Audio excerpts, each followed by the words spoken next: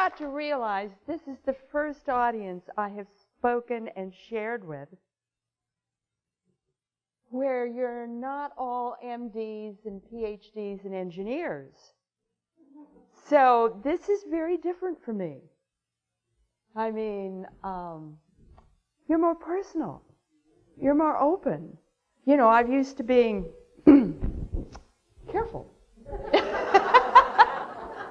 And I don't have to be so careful here. It's like, oh, this is how do I behave in this kind of an audience? So it's going to be interesting for me how the evening goes, because I honestly don't know how it's going to go. We'll just see. But one of the things I've been noticing is that you like to know a little bit about your speakers. So I'll share a little bit personal to get started with, and then we'll get into the topic. I've had 5 fathers, 2 mothers, and wound up raising myself. I come from the reclaimed deserts of southern Idaho. Wound up there being raised by Norwegians from the Sognefjord. That's another story. Had a very different kind of childhood. I'm before World War II. So going to the first grade for me was the walk of death. I don't know how many of you remember, but during World War II, if you lost a family member in the war, they gave you a very large gold star, a decal, to put it on the front window of your home to show people that you had lost someone in the war. I had to walk, this is in downtown Twin Falls, Idaho, which was not very large, but I still had about a 5-block walk, and the blocks in Idaho are long blocks, like DC blocks, Washington, DC, I mean, they're long blocks. So 5 blocks is a long way to go.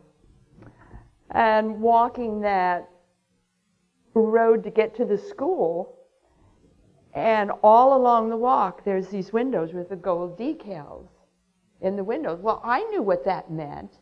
I mean, kids aren't dumb. Listen to your kids. I knew that meant death. And this one morning, this home that I walked by had 6 new decals overnight. And I stood there on the sidewalk and sobbed. I cannot remember one single morning in all of first grade where I didn't have to stop my shutters and silence my tears just to walk in the door of my first grade classroom. So my first grade was a time of trauma, great trauma. I was also the only child in the class who could see music, hear numbers, and smell color. That didn't go over very well. We know now that that's synesthesia. It's synesthesia, which is multiple sensing, which is an overactive or accelerated limbic system in the brain. It's not psychic ability. A lot of the things we call psychic ability are not psychic ability. They are biological. And it's part of the functioning of the body that you're born with. And for me, synesthesia, or multiple sensing, was what I was born with. So I spent most of my first grade on a tall stool in front of the class, next to the teacher's desk, wearing a tall conical hat that said dunce on it as an example of a bad child who told lies. So that was my introduction to school. That was my introduction to the first grade. I found out that the only time I was ever praised was when I told a lie. And the only time I was ever punished was when I told the truth. So it took my concept of the world and turned it upside down. So I fled into nature because nature never lied to me. And I could trust nature. I'm a canyon kid. I was born like maybe a mile, not quite a mile, from the lip of the Snake River Canyon. To this day, I love canyons and sagebrush and deserts. And I was sitting on a log in the high pasture. And suddenly, the energy of the earth, I don't know if you realize that which holds the earth together, which holds together our planet, is an energy form that is alive and intelligent. And I was sitting on that log, and the energy from the earth began to build like a mountain builds, and it rose up from the earth, and it was sort of like peaks. And I would imagine like faces and, eyes and ears, nose, maybe hair, but they weren't there. I just imagined it. But these beings, and indeed they were beings, we could communicate. I have no concept of clairaudience. I have no concept of telepathy. To me, it was the same pitch that I hear the human voice. So that's what I can share with you about how we communicated. But they taught me how to merge. They taught me how to become whatever it is I wanted to become. If I wanted to go through a rock, they taught me how to go through a rock. If I wanted to pass through a cliff, they taught me how to pass through a cliff. So I got a lot of instructions from them. They call themselves spirit keepers. And that there is no inch of land on this planet that does not have a spirit keeper. You have to have them because they're the glue that holds the world together. Without them, there's no world. There's no manifestation. There's no rocks. There's nothing without the spirit keepers. Without these kinds of realities, I don't think I would have survived my own childhood. Because by the time I got to the 6th grade, I was so filled with anger. And I was so filled with hate that it twisted my face. And it was then that I met the spirit keepers.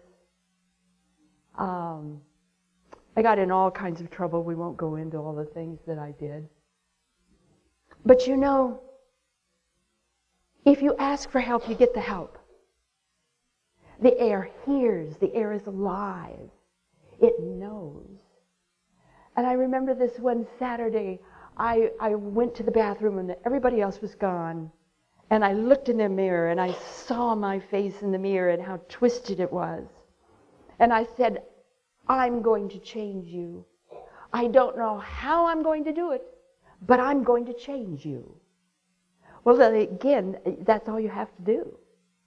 And then 3 things happened, one after another, which enabled me to turn my life around in very substantial ways. So then I learned the old saying of, when in Rome, you do as the Romans do. I then became a Roman because I learned how to do things the way the Romans do. And I graduated from high school just 2 points under an honor graduate. I missed it by 2 points, so I call myself the upper 11% instead of the upper 10%. I graduated in the upper 11% of my class. And then I set about to become the world's most perfect wife and mother. And there is no such a thing. We like to say that we're as strong as the Rock of Gibraltar. Well, my son has visited the Rock of Gibraltar. I have news for you. It's hollow. And inside of it is a NORAD base. So if you say you're as strong as the Rock of Gibraltar, you are kidding yourself. That was such a revelation for me.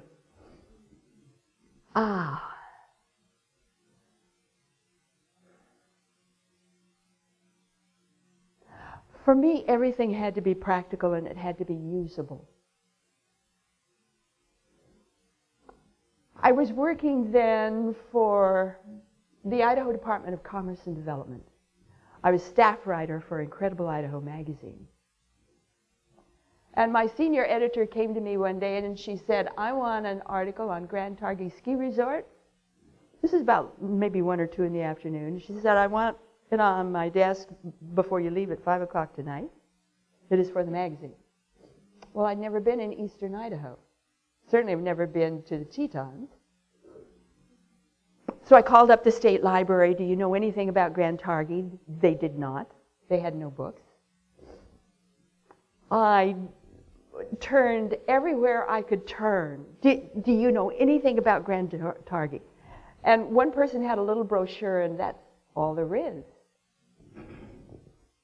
So I told my secretary, hold all my calls, all visitation, went in until you see the door open in my room. So I went into my room, shut the door, sat down at my desk, did what we called then zapping the soul out of the body. In other words, I just relaxed and felt myself leave my body and go to Grand Targhee. I went to the ski resort, skied the whole place, walked all over it, smelled the air, looked around at the signs on all of the roads and the streets and the resort itself, really got a sense of what Grand Targhee was all about, came back to my body, reactivated it, grabbed paper, put it in my typewriter, typed up everything I saw or felt or sensed or smelled. That became my research. And I used that data then to write the article called At the Base of Heaven. It was published. The coup de grace was, after it was published, the owner of Grand Targhee Ski Resort went to my editor and said, the next time your writer comes to our resort, I want you to tell her it's on the house, because that was the best article and the most accurate article that had ever been written on their ski resort, and he was absolutely flabbergasted at how accurate I was. And when my senior editor was telling me this, took everything I had not to burst out in laughter and say, well, should I bring my body next time? So this is the way I work. Has to be practical. Has to be in the earth plane. Has to be grounded. Where I'm really not that interested. I mean, I can fly as high as anybody else, tour the planets just like anybody else, channel just like anybody else, but I want to be able to see it, feel it, touch it, smell it. I want to know what it is. What can I do with this? Not know. I want to use. I started the Northwest first nonprofit metaphysical corporation, their first metaphysical speakers bureau. I started Inner Forum. We brought in people by the thousands, conducted experiments, taught out-of-body traveling. Would put anything in my hand and it would move or do whatever it is I wanted it to do. Didn't matter what it was, I did it. Found that I could do it. And it was thrilling. Those were heady times when we did so much and proved so much. And then there came a time, you all know this one, when the student is ready, the teacher will come. Have you heard that? You've all heard that, right? And I'd reached the point where I felt like I was as far as I could go at the level I was on. So I had this sense that I had a new teacher coming. Well, my teacher was death. I was expecting a person. I didn't get a person. I died 3 times in 3 months in 1977.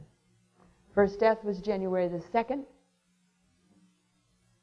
It was a miscarriage and major hemorrhaging. Second death, January 4, 2 days later.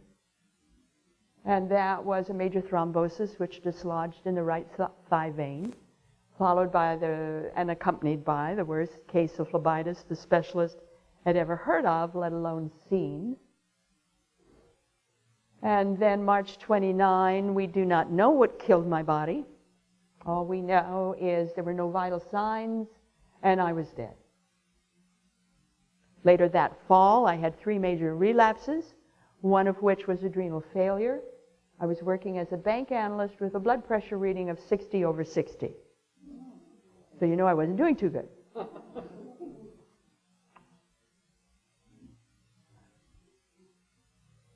Each time I died, I had a near-death experience. Each was different. They were not the same.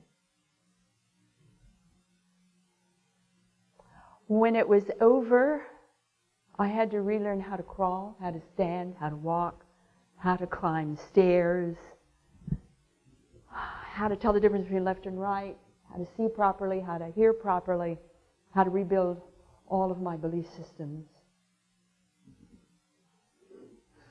To show you how much I lost, I did not recognize my own children. I didn't know what a child was. I didn't know what a mother was. What's food? I didn't recognize anything. To show you how much I lost, I still had habits. I could still do things. I had habits. Let me give you an example of what that was like. I knew that if I wanted to get food out of a can, I would pick up that can and I would take a can opener and I would take the lid off. Then I would put the can opener down. I would get a pan and pull it out and I would pour the food into the pan. And then I would put the can down. Then I would put the food on the stove and I would turn the stove off. And after it got warm, I'd turn it on. Then I'd turn it off. Then I would pick up the pan and out of the cupboard I would pull down a plate and I would put the plate on the countertop. And I would empty the food into the plate and put the pan down. And then I would look at that plate and say, what did I just do? What's that for? I had no concept of what that was for. None. What I lost was the undergirding of what allows us to exist. I lost meaning. I didn't have any meaning, and that's what I had to fight to get back. And fight I did. I was a prize-winning cook, put myself back in beginning cooking, raised 3 kids, put myself back in beginning home economics, me and the kids. I had been teaching astrology for over a decade, put myself back in beginning astrology. I took everything over again. I was in classes and doing exercises day and night, day after day. And a lot of people talk about the heaven worlds. To me, heaven was that day in Boise, Idaho, where I could run an entire block and there was no pain and I didn't fall down. That was heaven. It was just incredible. And I kept getting worse and everyone was getting very concerned about me. What to do, what to do, what to do. And the relapses occurred in September and October. And by early November of 1977, I think it was like November 4, something like that, the Church of Religious Science in downtown Seattle, Washington, decided to hold the Mind Miraculous Symposium at the Opera House in downtown Central. So my friends got together with my doctor. By then I had learned I'm not going to get well with an MD. So I'd put myself into the hands of a naturopath. And that lovely man got up really early in the morning, gave me all kinds of shots and a bag full of medicine, and they tucked me into the bottom of a van and covered me with blankets as if I were a babe and trucked me up to Seattle, Washington, because unbeknownst to me, my friends and my doctor decided I needed a change of pace. I needed to see something different and be somewhere different. So they trucked me up to Seattle, Washington. The speakers were like Elizabeth Kubler-Ross, Dr. Brujoy, Uri Geller, and all of it. But the one who paid my way was Dr. William Tiller, the physicist from Stanford. He was the first speaker. this huge opera house. It's like 2,000 or 3,000 people that it holds. And there was standing room. Only standing room. And they had this massive screen. I don't know how many stories tall. Easily 4 or 5, maybe 6 stories tall. Massive screen that pulled down on the stage. And all I remember about Dr. William Taylor's talk was, it was called The Eternal Now, and it was his theory that now, we use that word rather glibly, the now moment, what is now. It was his theory that now could be measured, that now was a construct, that now was a physical thing we could understand, and it could be charted. So at the end of his talk, I don't remember his talk except the end. And at the end, he put up on this massive screen his chart of what the eternal now looked like. And it was exactly what I saw and visited and witnessed in my third near-death experience. The one that convinced me I was going crazy. And I realized that's why I wasn't getting better, because I was convinced I was crazy. And when I saw this great man, he saw it too. I jumped up out of my seat, ran out of that place, collapsed under a foyer light, and all I could say is, I'm not crazy, I'm not crazy. He saw it too, he saw it too, I'm not crazy. And from that moment on, I started to get well. Well, part of my third near-death experience was what I call the voice like none other. I'd been a meditator and teaching meditation for over a decade. I knew angel voices and guides and guardians and all this kind of thing. This voice wasn't like that. It was a voice that thundered in your being. It was so powerful and so raw and so piercing that there's really no way to describe that voice. That's why I call it the voice like none other. And that voice enabled me to witness creation, the inner workings of creation and consciousness. In my book, Future Memory, is most of what I saw. In the book, I call it a vision. It was not a vision. It was a witnessing, because I was at the center of the inner workings of creation and consciousness. That's what that chart was. And after I was enabled to witness all this, then that voice spoke. And it said, test revelation. You are to do the research. One book for each death. Book number 1 was not named. Book 2 and 3 were named. I was shown what was to be in each book, but not how to do it, or how long it might take me to do it. So after I was reasonably human again the following year, 1978, the fall of that year is when I began my research. Now, I'm a cop's kid. I was raised in a police station, and I use police investigative techniques as my protocol. And believe me, I'm thorough. My dad started teaching me police investigative techniques at the age of 9. He was very strict. Just to show you how strict he was, we would be in downtown Twin Falls, Idaho, and we would go at the dime store. And in those days, he didn't stack shelves. Everything was at eye level, covered with glass. So you'd walk into the dime store, and I was just like any little kid, 9-year-old kid, agog at all the glitter. I was just having fun, and the MO was always the same. Dad would grab me by the shoulders, twirl me around, look at me eyeball to eyeball, and he'd say, all right, now describe that woman that just walked by. Where's the part, the color of the hair, describe the clothes, belt, handbag, shoes, socks, is there a watch, any distinguishing features? We get this checklist. And I would just be, I wasn't expecting that. And I would do the best I could, Or we would be crossing Shoshone and Main Street, get safely across the street, and Dad would do the same thing. Always, grab me by the shoulders, twirl me around, eyeball to eyeball. All right, now describe that man that just went by, and here's the checklist. He did that off and on for 3 years. I got to the point where I was always looking. I never knew when he was going to spring this on me, so I was always looking. I was one of these weird kids, always staring at everything. Well, I used what he taught me then. Police investigative techniques is my protocol. And they are indeed. My dad was a good cop. He was an excellent cop. Well, he had Scorpio rising. What do you expect? He was an excellent cop. So he taught me that. That's the protocol I used. And I've been very, very careful. I'm not after anecdotes.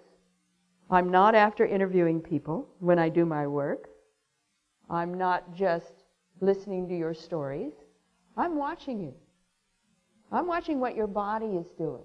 I'm watching the pupils of your eyes. I'm watching where you put your weight when you walk on your feet. I'm watching to see how you respond if somebody comes by. I'm watching to see, is there a difference between a male and a female that comes by? I'm watching to see what's going on with your body, because many times your body will tell more than your mouth will. So I'm really watching those bodies.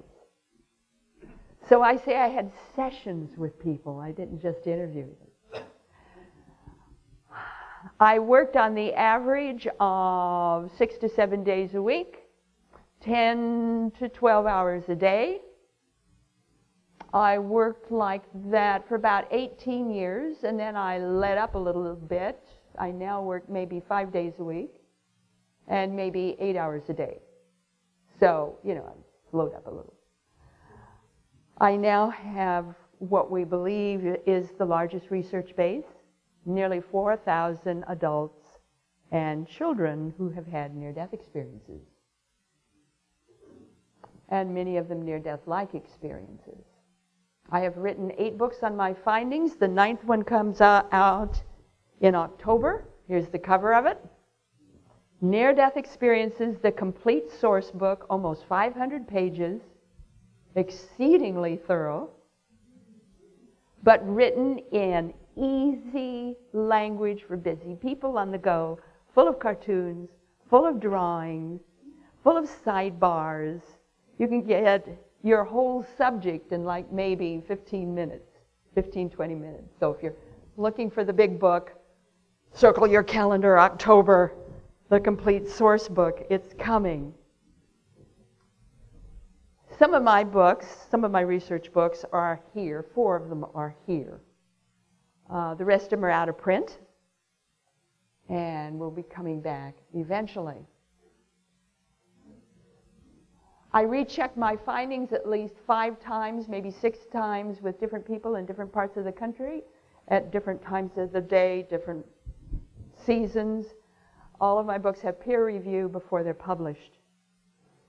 For those of you who are astrologers, I have Pluto on the ascendant and Saturn on the midheaven, and you know I'm thorough.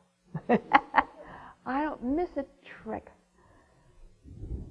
Because I want to know what's real and what isn't real, what's myth, what's imagination. I want to know the real story, not just what you tell me. I respect all the stories. I respect them and I love them. I love them all. But I want to know how that is expressing through you. I want to know the depth of what you felt and what you experienced. I want to know what that did to you. I want to know all about the after effects. And by the way, with a near-death experience, there are physiological after effects as well as psychological. There is a whole pattern of them. Get in any of my books and you'll read about the pattern. Certainly the New Children in Near-Death Experiences out there has the pattern in depth. I want to know the real story. And that's what I went after. I want it from 360 degrees, I want to know what's positive, what's negative, and what's all the in-betweens are.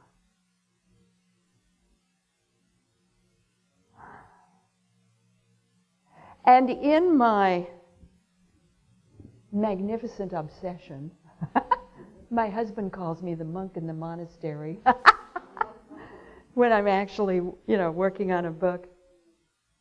I don't know what my name is. I don't know who he is. I wouldn't know if the sun was shining or not. My mind works like a laser beam. Wherever my mind is, that's where I am, and that's who I am.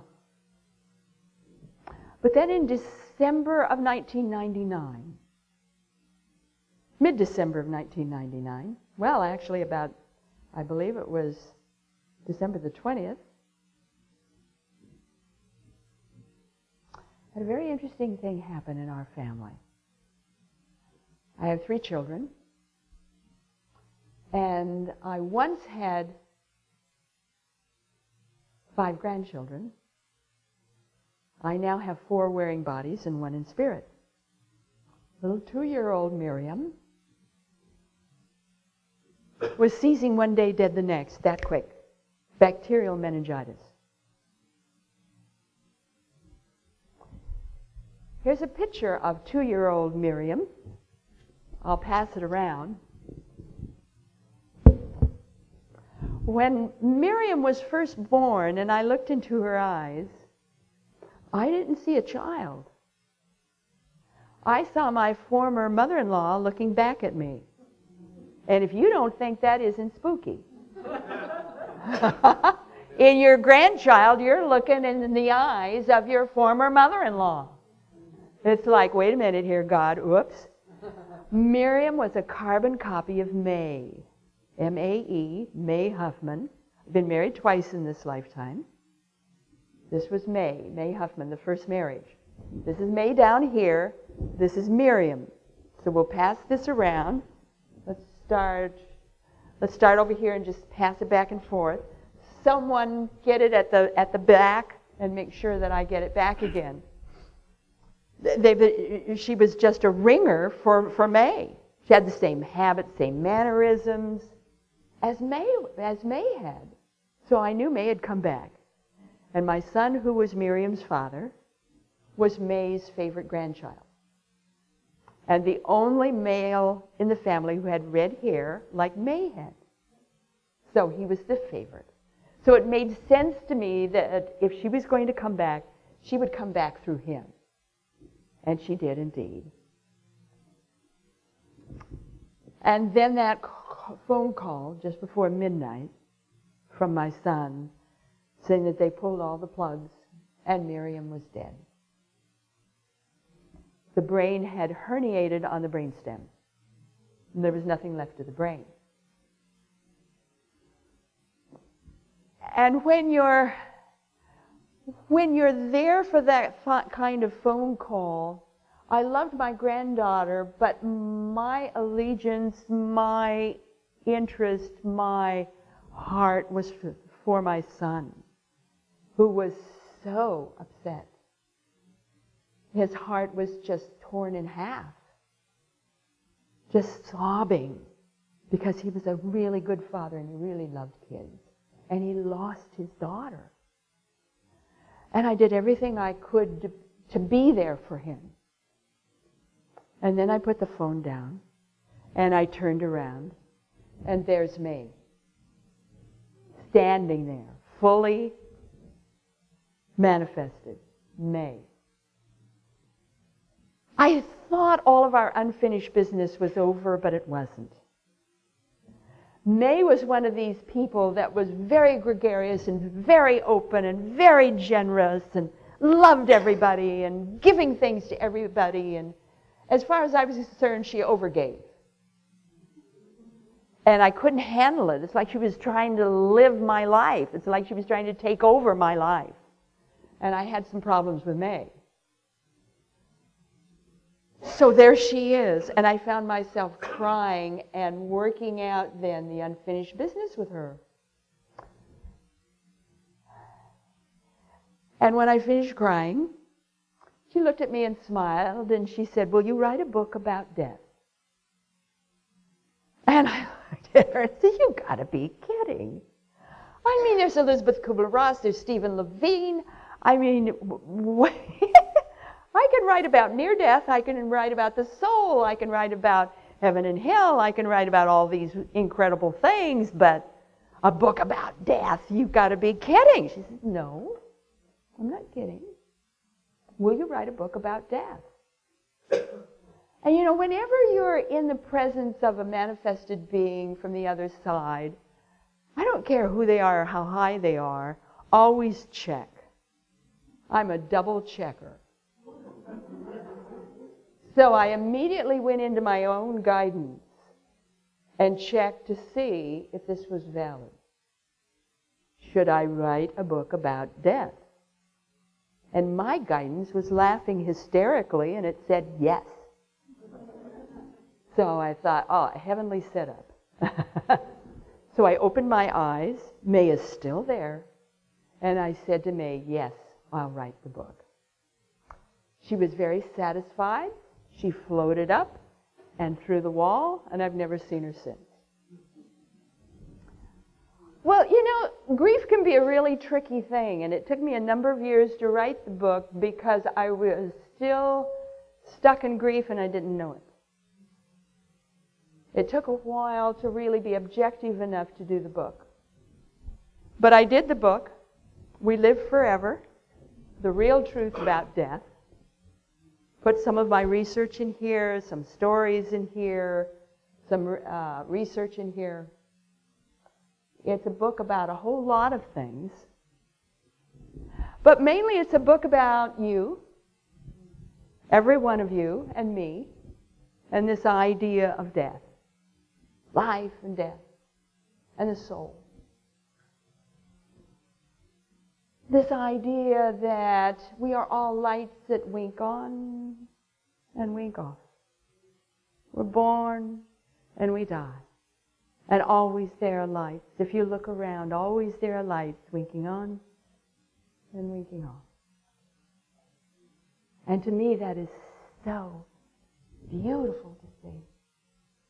So incredibly beautiful to see these waves, this sea, this incredibly universal sea of light going off and on and off and on.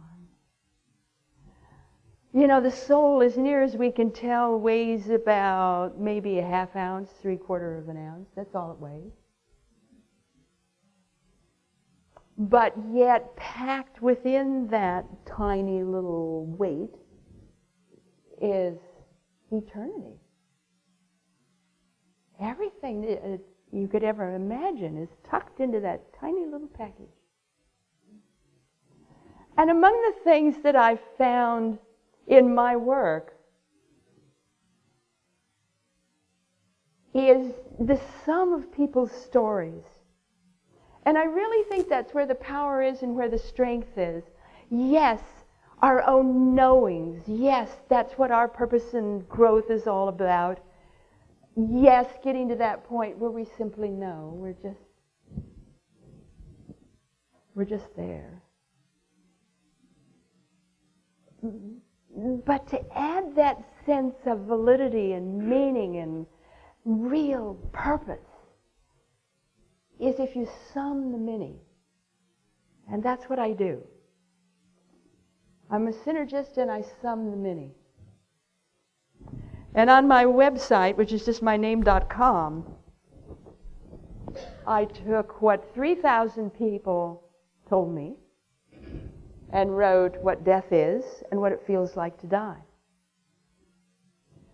And if you access this and download it, I'm giving you permission to print it as much as you want, wherever you want, from now on. I've released my copyright. Just give me credit. Give my books credit, my website. That's it. Please feel free to use what death is and what it feels like to die. And when you're looking at the sum of the many, all of these people, all of these thousands of people, the majority of them had the same thing to say when they came back from death. The majority of them had the same thing to say. 4 words. Always there is life. Think about that. Always there is life. That means there's no such thing as an afterlife. That means there's no such thing as a before life. That means there's no such thing as a present life. That means that the way we interpret life and the way we see life and the way we respond to life doesn't exist. The only thing that exists is this very, very different vibration, this very, very different non-vibration, this very, very different isness. Just kind of hang with that thought for a minute, because if you can in any way kind of play with that thought, then it takes all of our ideas of what the world is, who we are, what we're here for, and sort of turns it upside down.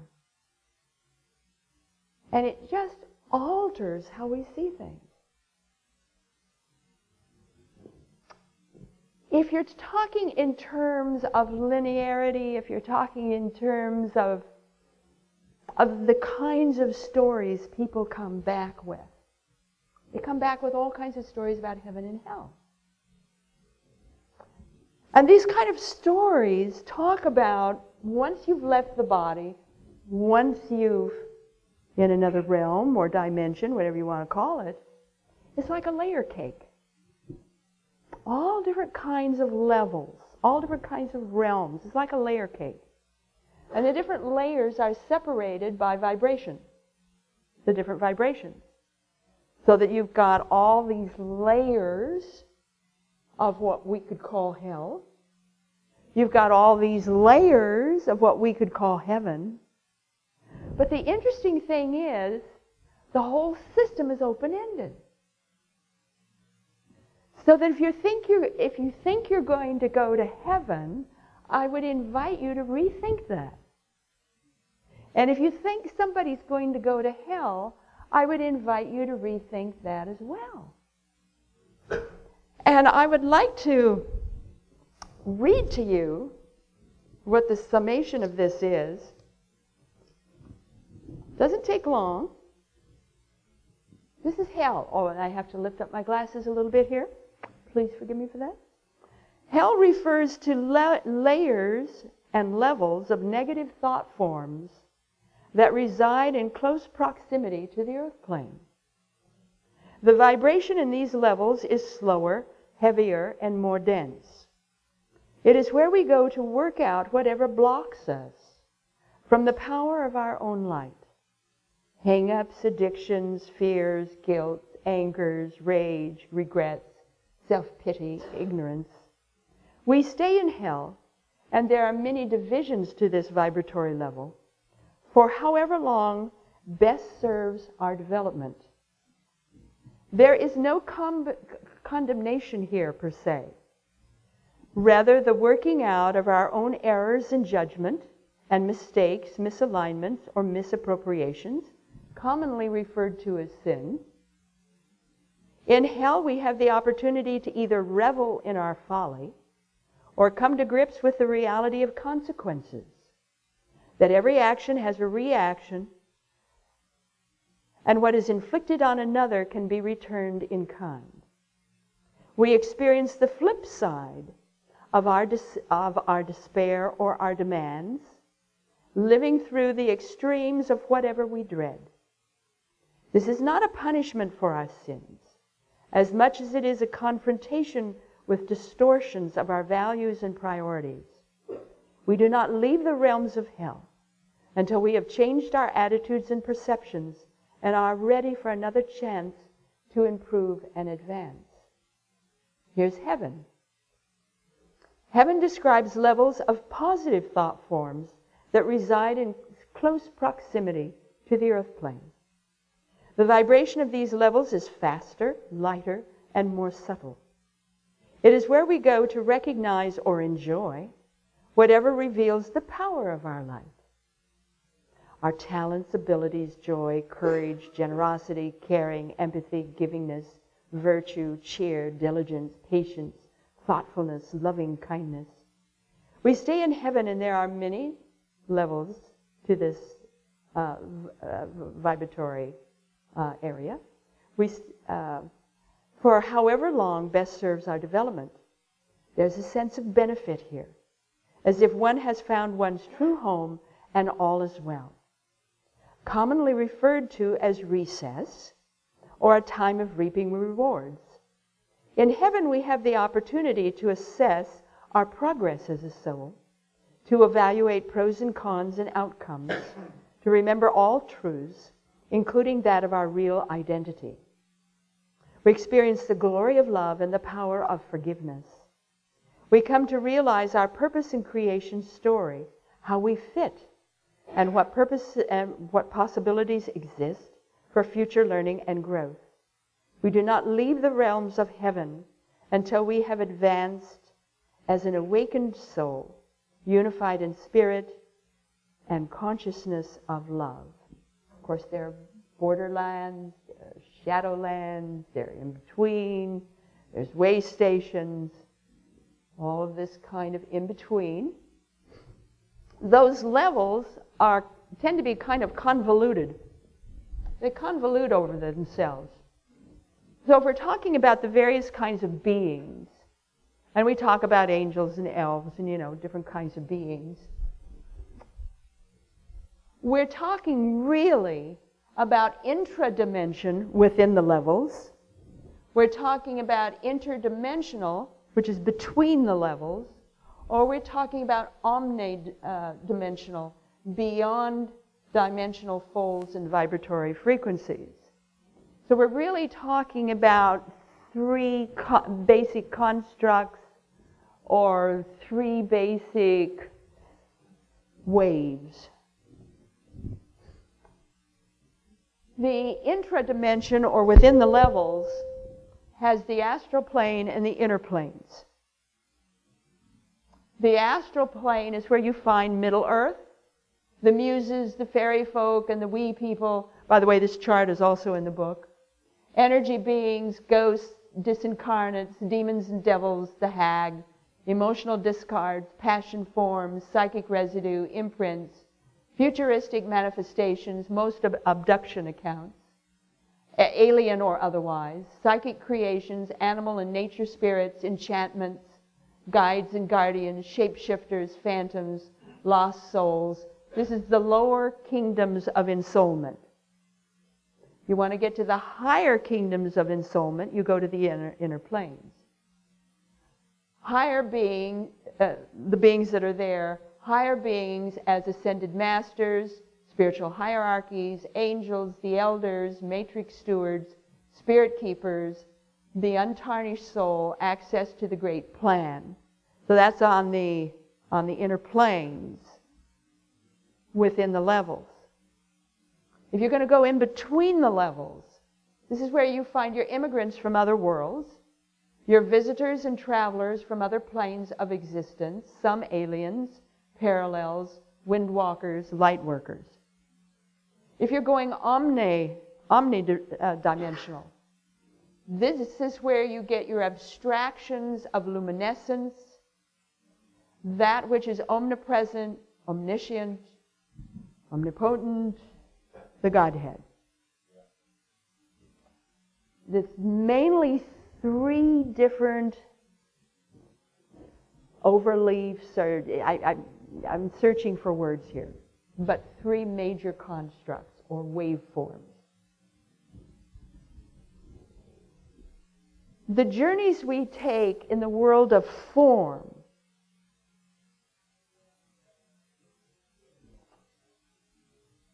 we take on the earth plane, we take somewhere in the universe. This is where we experience experience the curriculum that our souls have for us to experience. This is the curriculum here. This is where we work out through the curriculum, experiment with it, play with it, test it, whatever, of what our souls have planned for us. When you're with these many people who have died and come back, you get a different idea of the soul. You get that sense that the soul is so powerful. Your soul is so powerful. There's no way that you could handle all of your soul in your body. If you tried, it would burn up the body. It is just so massive. So all of us only have a small portion of our soul encased within us. I truly feel that the purpose of transformations of consciousness, no matter what they are or how they're caused, whether it's Kundalini breakthroughs, shamanic vision quests, spiritual transformations, the typical mountain peak experience, near-death experiences, near-death-like experiences. I don't care what the experiences are.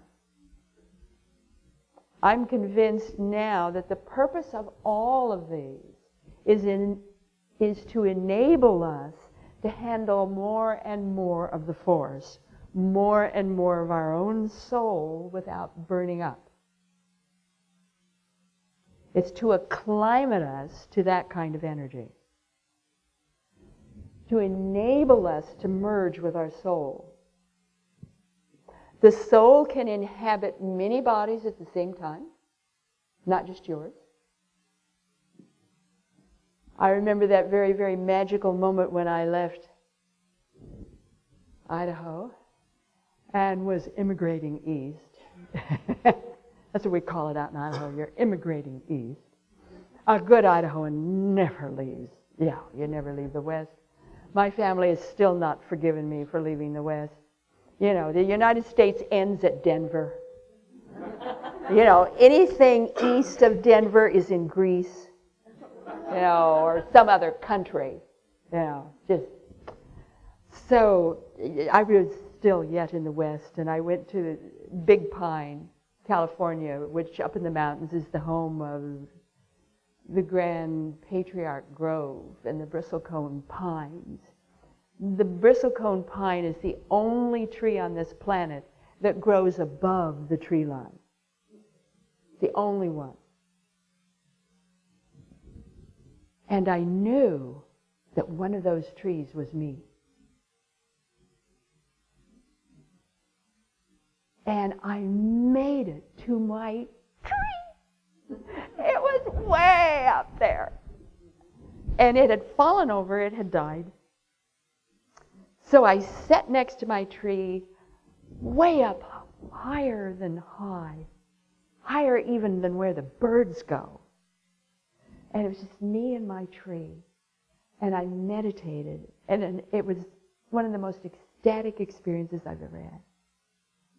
Fabulous. I met two people that had my soul in them. And I was a dog, and my dog died. I went past Grants, New Mexico, going toward Albuquerque, New Mexico, and I was a stone in an extinct volcano to the left as I was traveling toward Albuquerque. I didn't get to go to my stone, though, my boulder. But that, for me, that was such a rich experience to see parts of myself all over and realize it's me. This is me, my soul. We share the same soul. That was just such a fabulous experience. And to realize how unlimited the soul is. It doesn't know what limits are. The soul, our souls, advance or accelerate in cycles. And these cycles, they pre-choose, depending on what they wish to explore or experience. Let's say, for instance, a given soul wanted to learn more about courage. It will then plan a number of lifetimes so that it can experience courage from many, many different points of view. And then at the end of that cycle, then it chooses another cycle. What does it want to do next time? What does it want to explore? And it's always exploring. Because the purpose of the soul is the co-creator with the Creator. And eventually we move into the Godhead. And eventually we become creators, not just co-creators. So you want to experience then as a soul as much as you can of whatever you can.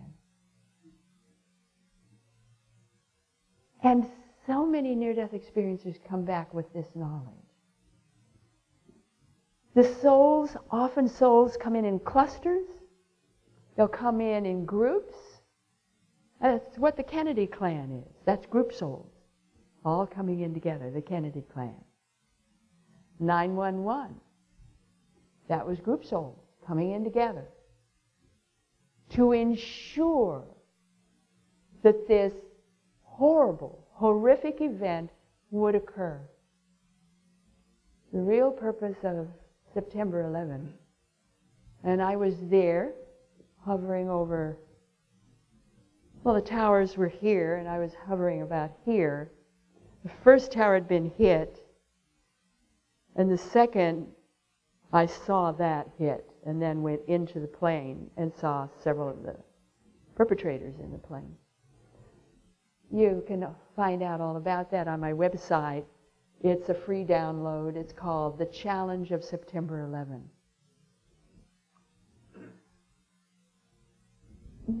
I went there, I'm a prayer chaplain. I went there initially to help the souls cross over. But while I was there, hovering over to see what I could do, I was so surprised at what I saw. These souls were beginning to form a giant hand that was reaching up. This massive hand. And I came to realize and see and witness that they had all chosen to be there at that moment in time. Now, they didn't choose who would live or die. That was done at the last minute. But they all chose to be there to ensure that the energy that was needed to cause this event would occur.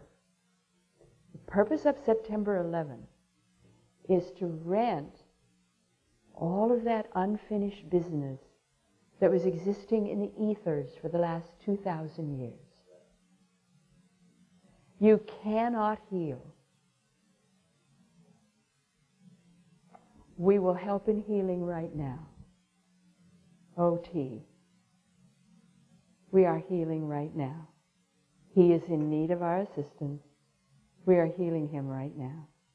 Be with OT. He is leaving. He goes in grace. He goes in love. We are with him. He is a child of God. And we fill him with God's energy and God's love. He is blessed. Blessed among people. Blessed among beings. And we say, thank you, OT, for all that you are, all that you have been, and all that you will ever be. And we see you healed in ways that are best for you to heal. Yes.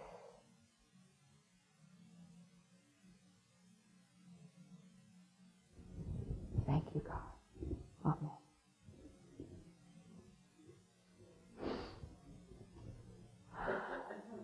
The purpose of September 11 was to allow 2,000 years of screams and pain and karma and betrayal and all of those kinds of horrible things that had built up in the ethers over time.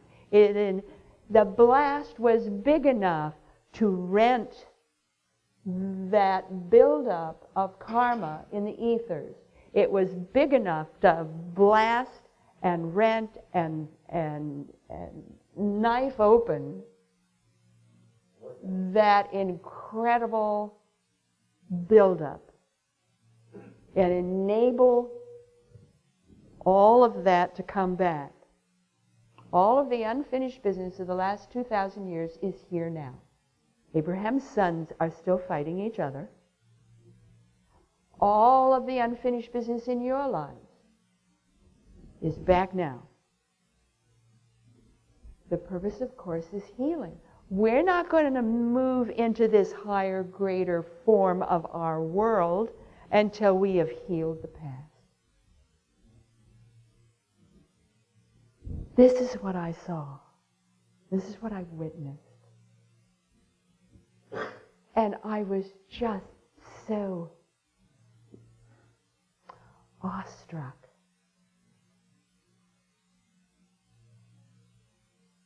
By the way the world really works. We think we know the way the world really works. But it works a little bit differently than what we think. Every step you take, you are either blessing or hurting or holding back the earth, beings around you, the world around you. You are always blessing or somehow withdrawing. You're always putting forward or pulling back with every step. Everywhere you stand is holy ground. Everything you do is part of that function you have to be this incredible acupressure needle that is enabling the heavens and all of the universe to funnel through you to build and bless and heal and help the earth. You're always, every one of you is an acupuncture needle. You're always bringing in and putting out, always. And to be able to see that with all of these people, just the soul groups and all of them, and realize that there really is a higher plan, there really is a different rhythm, there really is a different wave, motion, and movement, that everything does indeed fold and enfold upon itself, and that there is a pattern for the way everything works, and it's all good. It's just awesome.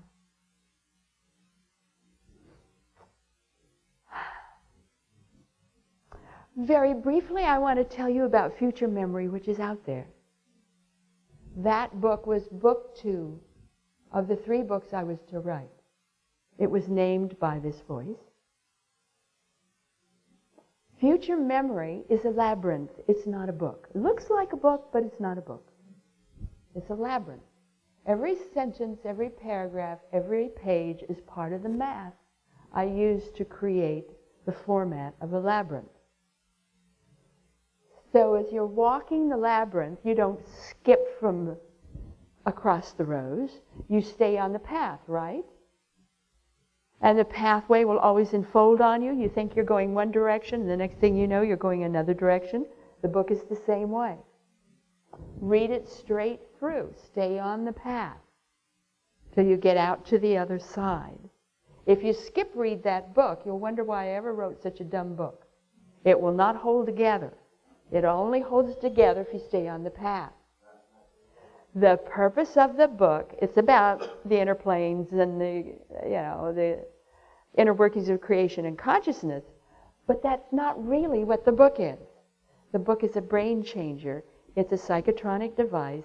Its purpose is to bring your consciousness up to the next highest level possible at that point in time when you're reading it. And you read it again, and it gives you another lift. You read it again, it gives you another lift. Because that's the purpose of the book. The book is alive. It is a brain changer. So that was, I just wanted you to know the story of that particular book. I also want, forgive me, but this book is now here, hot off the press. You're the first people to see it. Runes of the Goddess, and the CD, and the actual runes. This is not Futhark. These are not the oracle runes. These are the elder runes. There's no formats. There's no layouts. These are group runes. These are family runes. They work as one. There's 14 of them, but they work as one. They work with question stones. It's a different system, but it's actually easier to catch on than the oracle runes, and you get much more information. I'm so excited about the book finally being out and all of the rest of the little goodies that go with it. The CD has a shamanic meditation on it. It was the runes that enabled, these runes, the goddess runes, that enabled me to learn how to retrain my brain and learn how to use my brain, because it had changed so much. This particular set, the group runes, the goddess runes, not the oracle runes, just the goddess runes, enable both left and right brain hemispheres to come together and work as a whole brain. Runes are ancient hieroglyphs.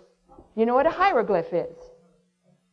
Okay, and most of the runes that are out now were done by come from the Norse land, Scandinavia, or Northern Europe.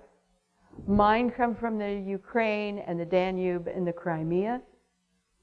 And again, they're called the elder runes. Those that are from the Scandinavia or Britain or the Northern Europe are the younger runes. And they're the oracle runes. I don't use those.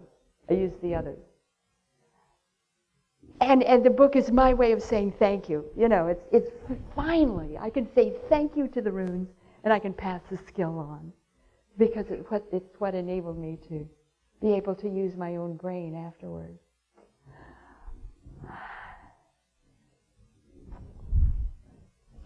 One more thing before we're through, before we open it up for questions, because we've really got a lot of time yet left, and I'd like to open it up for questions. We can get into my near-death research, we can do all kinds of things, but I want to talk about this. Especially when you're with children. Adults too, but mostly children. Child experiencers of near-death states. They see prayer after they get out of the body. It is a physical substance that is in the air. They see prayer. It's not just an energy form. It is a substance form. And they call them prayer beams. They're beams. And they go out from the person saying the prayer to wherever the prayer is meant to go. Of course, it doesn't matter distance. So whoever's saying the prayers go out. And the prayer goes out on a beam. So I had the kids describe, well, you know, what do prayer beams look like? And the little kids would say, well, you know, it's this incredibly brilliant white beam with maybe a little gold in it. Or they would say it's like a rainbow. But it's not the horizontal colors. They're always vertical bands on the beam. They're never horizontal. They're vertical bands. And I found that so interesting. Well, if you know anything about Harry Oldfield in England, I think he's done more work with Carillion photography than anyone I know, has invented his own lenses and his own camera, and has taken it to the next step, and the next step beyond that, and the next step beyond that. He can do fantastic things with Carillion photography. And I was in Canada, and he was doing a talk at a near-death conference, and he put up these two photographs that he had taken, and the child experiencers in the audience got up and said, "There they are, the prayer beams." He had actually photographed them. The photograph on the top, this is the same church. This is a church in Canada. The photograph on the top is when the people in the congregation are praying. And over their heads, you can see these rainbow beams just shooting out. Now, there was no colored glass in the church. There were no crystals in the church. So there's nothing to account for this. Now, this is the same church at night. There is a street light, but it was too far away to have caused this. Those same prayer beams are going out at night from the same church when nobody is in the church. So when you're saying your prayers, they keep going like the Energizer Bunny. They just keep going and going and going. They're still moving. And here is what I think is proof. So we'll pass this out around so that you can all get a better look at the prayer beams.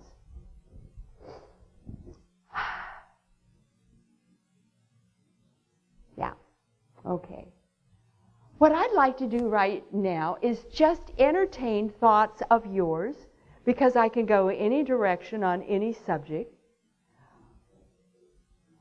We've had an opportunity to just kind of touch on maybe a different way of looking at things.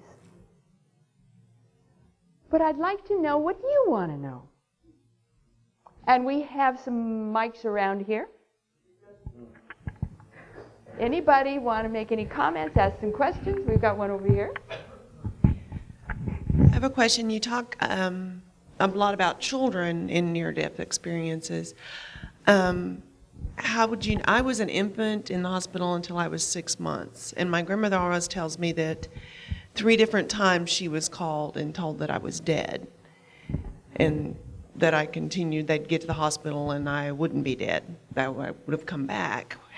What kind of? Are you kind of different from the rest of your family?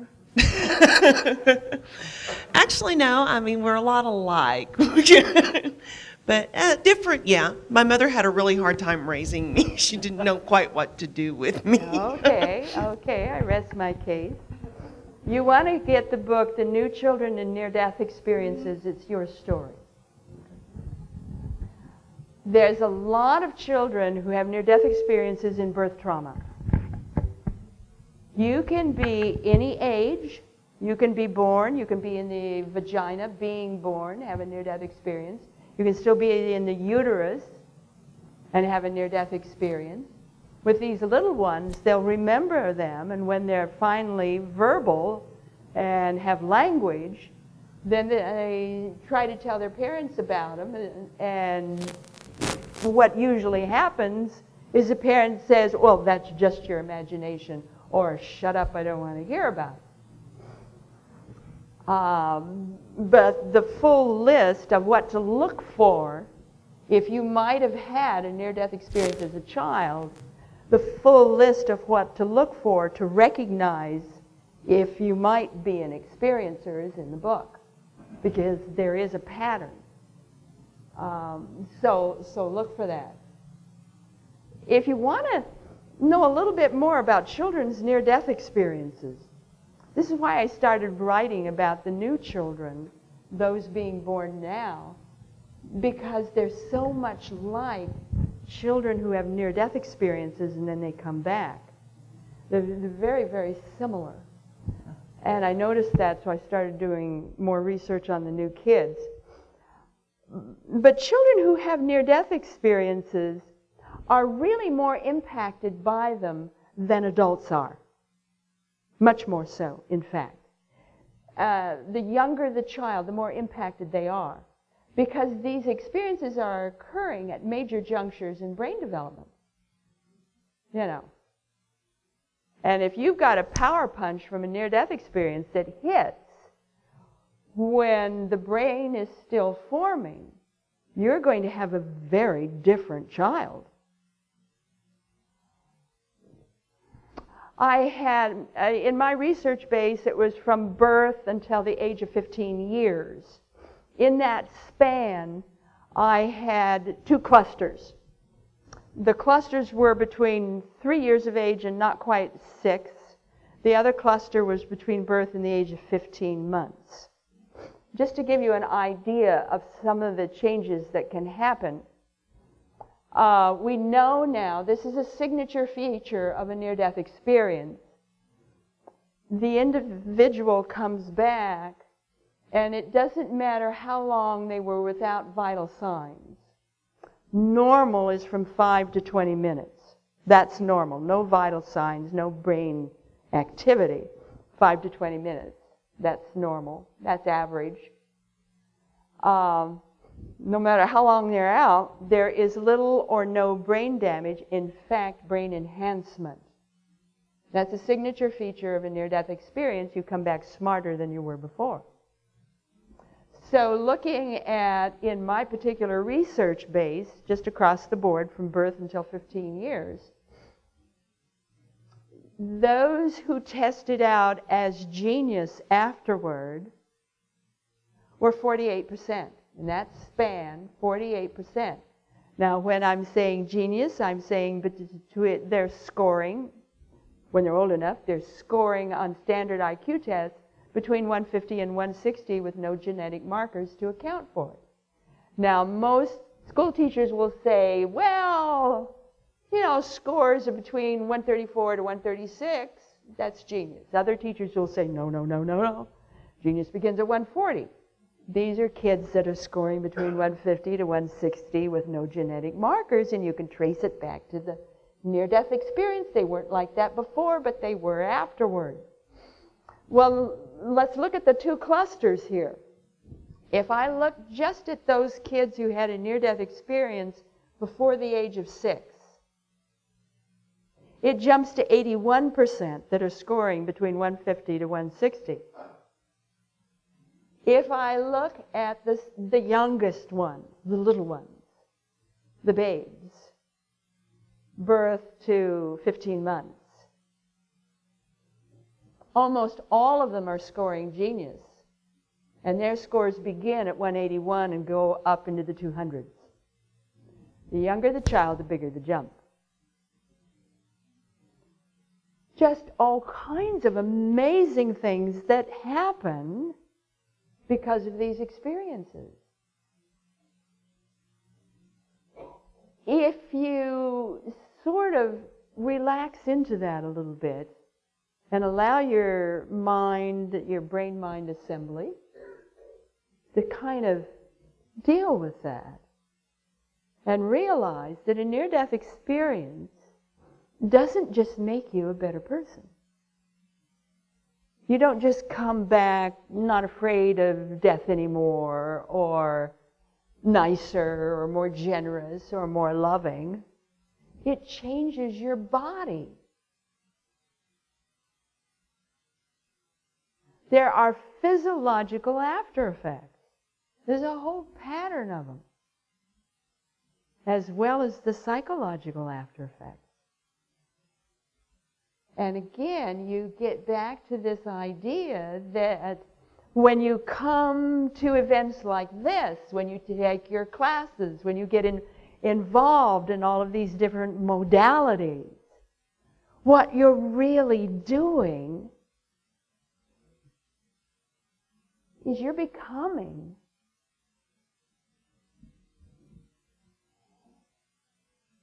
a more powerful person. You are stepping into who you are, who you really are. You are transmutating. And it's literal. It doesn't have anything to do with your attitude. You don't necessarily choose it. I love these people who go around saying choice is everything. Well, sometimes.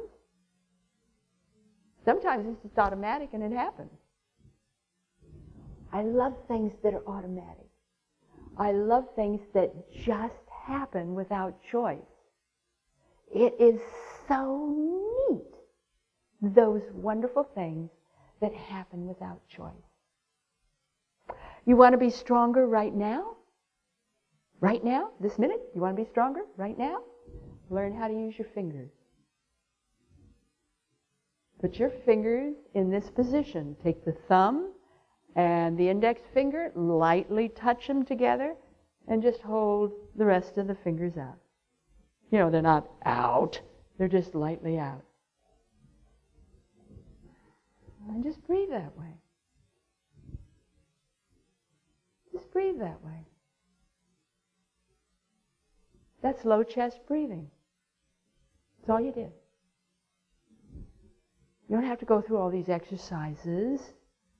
You don't have to practice all these breathing techniques. Just do this. How many people watch what you're doing with your fingers when you're walking? Walk like this. How many people pay any attention to what you're doing with your fingers or your hands if you're watching TV? Or you're at a movie? As much as you can, do this, because when we're fisting, and how many times each day are we fisting? Whenever you pick up a pen, whenever you pick up a telephone, whenever you're holding the wheel on your car, you're fisting. Fisting, putting the hands together like this, either the modified fist or the closed fist, any kind of fisting forces the air up to the higher lobes. That's shallow breathing. You want the air down over the diaphragm. And all you have to do is this, as much as you can, as often as you can, for about 3 months, and then you don't have to do it quite so often. That's all you have to do. Now, I love what happens automatically because you do that. You become more patient. You become calmer. It's easier to think and make a decision. You become more honest. It's easier for you to respond to things, and that's all you did. You didn't make any choice except to do that. The rest is automatic. It's part of the package. It's the way it works. I'm into that stuff. The way it works. Because that's where the power is. I love it. I love it.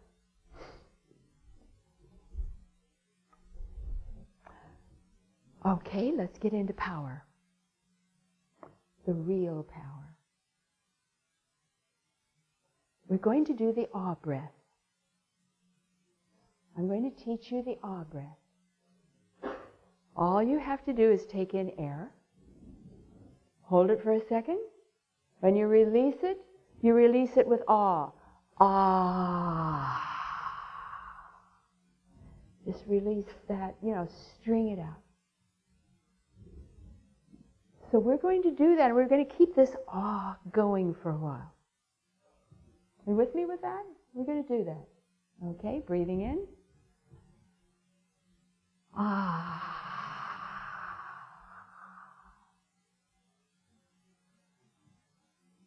Ah. Keep it going. Ah.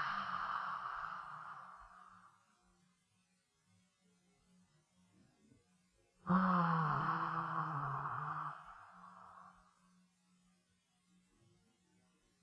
Ah.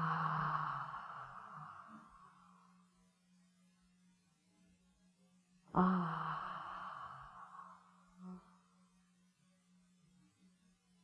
Ah. You feel what's happening? We're becoming one. Did you feel that? There's only one person in this room. That's all. One. And the ah breath is the quickest way to get there. Do it at hospice with anybody who's dying. Sharing breath is the most beautiful, the most sacred, the most wonderful thing you can do. Share breath. Breathe together. Just breathe together. The ah breath calms them right down. Because you rejoin into oneness. If you want to end a talk or a sharing, do the ah breath. It's the simple things that are the powerful things. Just joining into that oneness. We are one. Absolutely, we are all one. And we joined into that incredible truth of one.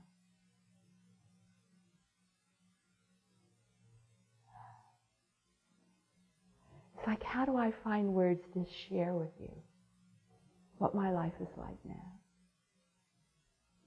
I don't know that I can find words. When I cook, I just ask the food what it wants to do and we both have fun. You know? I'm always conversing. I ask individual items what they want to do. You've got a question? Well, ask. I was given a most beautiful bracelet by the most beautiful soul today. I don't wear bracelets. And it was absolutely holy. It was so beautiful. She made it. And it was just exquisite. So I accepted the gift.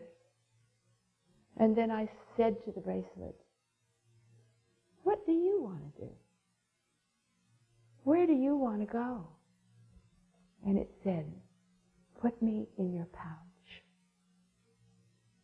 So it went into my room pouch. Had a little ceremony, and it's now in my room pouch. If you have a question, ask. If you want to know what to do with something, pick up the something and ask it. What do you want to do? There's a great, great architect. I've forgotten his name. Forgive me for that. But he's one of the most famous. It's not... I don't know that I recall his name. But when he's building things, he said he always goes to the material first and says, now, what do you want to be?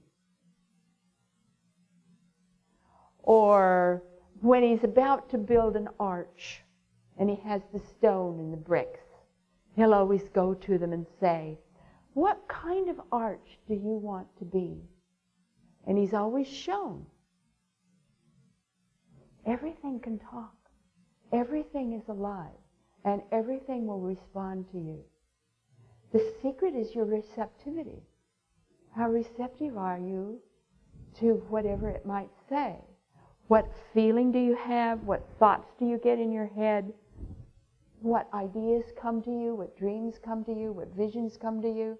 What sense do you have that you're being communicated with? And you are being communicated with. My house is always talking to me. Always. And if it needs extra care, it'll let me know. Before there's a breakdown, my house will that part of the house will always come to me and let me know, okay, it's time to replace me. And it will let me know how long I've got and how to do it.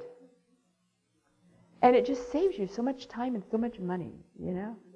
It's just a really great way to live. So I'm sort of with the converse here. Instead of me making choices, I simply allow. So that's where I am in my life right now, is allowing, rather than being in charge. And I'm allowing us all now to really feel we're sitting in a chair, we're in a room, and we have the most incredible, wonderful woman by the name of Dolores Cannon, who has arranged this wondrous conference. And I want you to know that tomorrow, when I speak again, it will be very lively, because we're talking about kids and the new kids and DNA and root races and the fifth root race and all those kinds of incredible things that are happening right now in the evolution of the human species. But right now, tonight, we are simply souls in attendance, appreciating each other's power, each other's glory, each other's magnificence, and each other's voice. And for tonight, that's enough.